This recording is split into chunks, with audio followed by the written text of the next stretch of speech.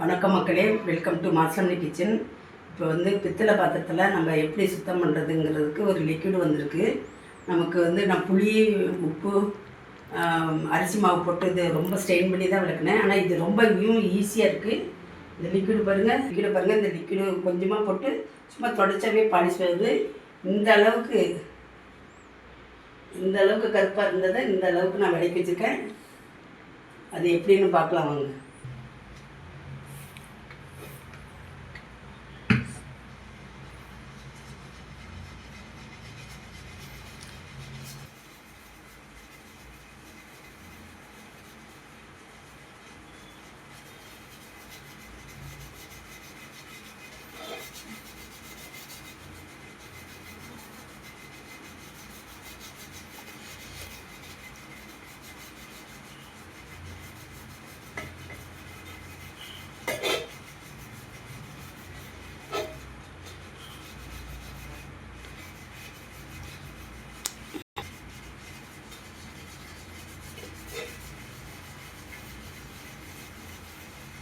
Magic மாதிரி ஆகுது பாருங்கள். ரொம்பவும் ஸ்ட்ரெயின் பண்ணிக்காமல் அப்படியே அந்த பாசான அப்படியே எடுத்துருது. உங்களுக்கு நான் இதை இந்த மாதிரி சுத்தம் பண்ணி காமிக்கிறேன்.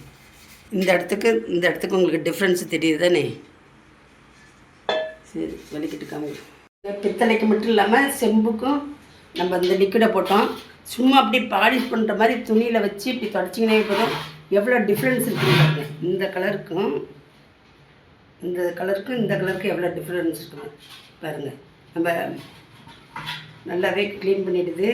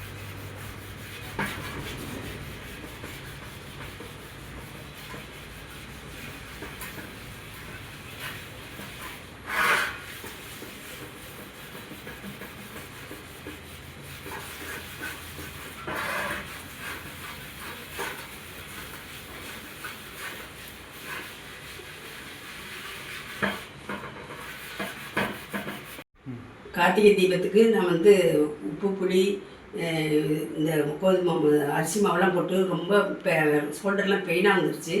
இப்போ அதை விட மேஜிக் மாதிரி இந்த லிக்விடு என் பையன் வாங்கி தந்தார். இப்போ பாருங்கள், இந்த லிக்விடு கிராமத்தில் உள்ளவங்களும் இந்த லிக்விடை பார்த்தா இது பண்ணலாம். ஏன்னா பொங்கலுக்கு கிராமத்துங்களில் எல்லா வீட்டில் உள்ள எல்லா பாத்திரத்தையும் எடுத்து விளக்கி சுத்தம் பண்ணிட்டு தான் பொங்கல் வைப்பாங்க. இப்போ நம்ம வீட்லேயும் பொங்கல் வேலையெல்லாம் ஆரம்பிச்சிட்டேன். அதனால தான் இதெல்லாம் விளக்கிட்டுருக்கேன்.